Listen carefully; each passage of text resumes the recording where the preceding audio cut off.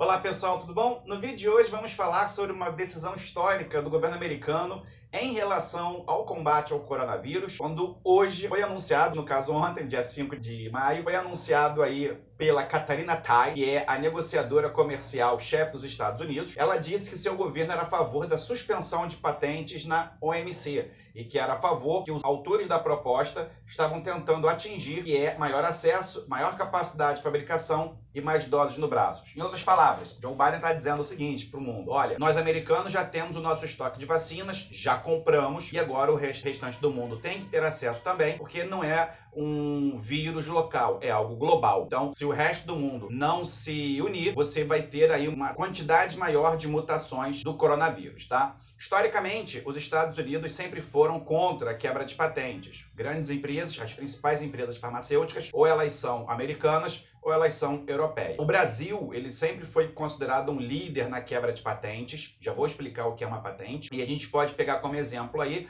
lá no governo do ex-presidente Fernando Henrique Cardoso, quando então o ministro da Saúde, José Serra, num ato histórico, quebrou a patente de vários remédios contra aí o HIV. E com isso, a qualidade de vida dos portadores de HIV no Brasil aumentou drasticamente. Além disso, o Brasil, depois de Fernando Henrique, Lula continuou com essa política, assim como Dilma, e hoje nós temos aqui no Brasil uma indústria de remédios genéricos, que são bem mais baratos e que fazem aí com que a população brasileira possa ter acesso a remédios. E se não tivesse as patentes quebradas, seriam muito mais caros, tá? Você com certeza já comprou em algum momento na sua vida um remédio genérico e viu que a diferença de preço às vezes é absurda. Isso se deve por causa das patentes. Então vamos lá, vamos explicar o que é patente. Quando um remédio é criado, tá? Você gasta aí recursos, a empresa farmacêutica gasta bilhões e aí ela desenvolve o remédio. A patente significa que ela é a dona, então nenhum outro país ou uma outra empresa concorrente pode produzir, distribuir, vender, comercializar aquele remédio sem a autorização da empresa que tem a patente, tá? É assim que funciona. De modo geral, Suíça, Estados Unidos, Reino Unido e boa parte dos países da Europa e o Japão, que possuem as maiores farmacêuticas do mundo, sempre foram contrárias à quebra de patente. E países em desenvolvimento, principalmente a Índia e a África do Sul, que faz parte dos BRICS. Sobre os BRICS nós temos vídeos aqui no canal. Agora, com essa pandemia de coronavírus, disseram em comunicados conjuntos que seria necessário a quebra da patente para que pudesse então estar aí replicando em seus países e podendo vacinar a sua população. E aí, nesse ato histórico, o governo americano se diz favorável. Vamos explicar o pró e o contra. Quem é a favor, quem é favorável à quebra das patentes, vai dizer o seguinte: primeiro, que você tem uma quantidade mais rápida aí na produção e distribuição de vacinas. Depois, que ela fica mais barata. E terceiro, que como estamos falando aí de uma crise global, a resposta tem que ser global. As pessoas que são contra a quebra da patente dizem o seguinte: primeiro, se você quebra, toda vez que há uma grande crise, a patente dos remédios, os laboratórios não irão mais investir, não terão incentivo para descobrir uma cura. Segundo, essas empresas tiveram aí que produzir da noite para o dia, digamos assim, ter tecnologias novas para combater novos vírus ou novas doenças. Então, se você quebra a patente, todo esse esforço é em vão. E uma empresa, obviamente, ela tem que dar lucro. A questão que eu levanto é o seguinte: esse lucro, ele tem que vir às custas da população? Esse lucro tem que vir em custo humanitário, em custo de vida? Uma coisa que o governo brasileiro atualmente, do governo do presidente Jair Bolsonaro, seguindo a cartilha também do Trump, o Brasil numa decisão histórica, quando ano passado a Índia e a África do Sul, liderando os países dos BRICS e de outros países em desenvolvimento, falaram que poderia se quebrar a patente na OMC, na Organização Mundial de Comércio, o Brasil foi contra, porque há um alinhamento do presidente Jair Bolsonaro ao pensamento do ex-presidente Trump. Mas, de modo geral, o Brasil sempre foi aí favorável.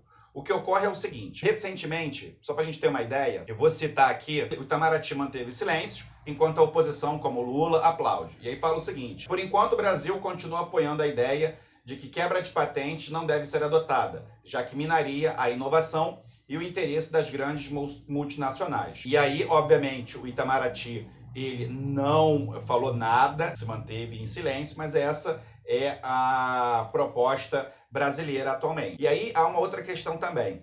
Ainda que você permita que seja quebrada a patente dos imunizantes para a Covid, Isso não significa que todos os países terão acesso rapidamente a vacinas. Por quê? Primeiro, você tem que ter uma logística para a produção dessa vacina. Segundo, que você tem que ter acesso aos insumos. Então, não adianta nada você quebrar a patente se você não tem acesso a insumos e a uma planta logística para a produção. No caso brasileiro, no nosso caso específico, poderia ser possível adaptarmos as fábricas que produzem vacina animal para se produzir vacina humana. Nós temos 2 institutos apenas para a produção de vacina humana, que é o Butantan e a Fiocruz. Para a vacina animal, temos mais de 30 fábricas, digamos assim. Então, nós poderíamos sim.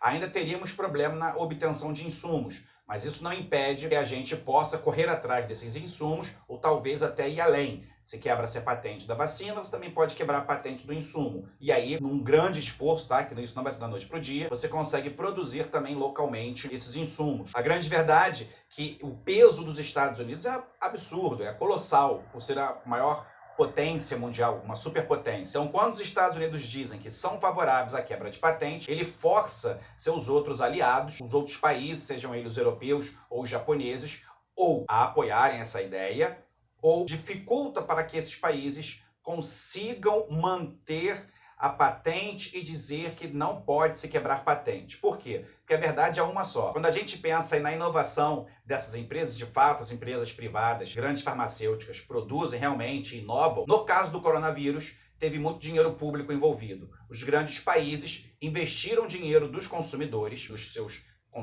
seus cidadãos, nessas empresas privadas para que elas pudessem desenvolver as vacinas. Então repare que não foi a empresa privada sozinha no ato de altruísmo que disse: nossa, temos aí problema com coronavírus, vou gastar recursos meus e vou investir para poder criar uma vacina. Não. Os governos viraram e disseram: olha só, vamos dar dinheiro e vocês dão um jeito de vocês, usem todo o seu poder de inovação para criar uma vacina contra esse vírus mortal. E aí há também um segundo fator. Além de dinheiro público, a gente tem aí poucas vacinas no mundo e a grande verdade é que os países ricos, por terem mais dinheiro, foram lá, investiram maciçamente e compraram os estoques, deixando os países em desenvolvimento ou países pobres sem acesso ou com acesso muito reduzido. Bruno, mas isso é justo porque quem tem dinheiro pega primeiro. Não, cara, não é justo. E aí é uma posição minha, é uma posição que eu defendo, por um motivo muito simples. Estamos falando de uma epidemia global. Não adianta nada os Estados Unidos, por exemplo, já terem vacinado, né? Vamos supor que em menos de um ano vacine toda a sua população, enquanto a Índia, que é um dos países mais populosos do mundo, não tem acesso à vacina, ainda que, olha só, tenha a maior parte das fábricas de produção de vacina. Olha que louco. A Índia produz, né, tem plantas, fábricas que produzem vacina e essa vacina não pode ser copiada pelo governo indiano. Muito pelo contrário, essa vacina vai para fora. Apenas a mão de obra indiana que é usada lá, porque é mais barato para a empresa farmacêutica. 60% de todos os medicamentos são feitos na Índia. Então, com a quebra de patente, o que o governo indiano vai poder fazer, por exemplo? Pegar essas fábricas, ok, vai continuar produzindo vacina para fora, mas vai poder copiar como é feito, com dinheiro dos próprios indianos, e imunizar a sua população. E a grande verdade, se continuar nessa lentidão para você vacinar toda a população mundial e erradicar o vírus, né, o Covid-19, fazendo com que poucas pessoas apenas peguem, porque majoritariamente todos vão ser vacinados, o problema econômico, para a economia global mesmo, vai ser maior. Porque se os países em desenvolvimento e os países pobres, as pessoas começam a morrer em larga escala, como já acontece no Brasil, com 400 mil, ou seja, 2 bombas aí de Hiroshima ou Nagasaki, não lembro qual das duas, mas uma das duas matou 200 mil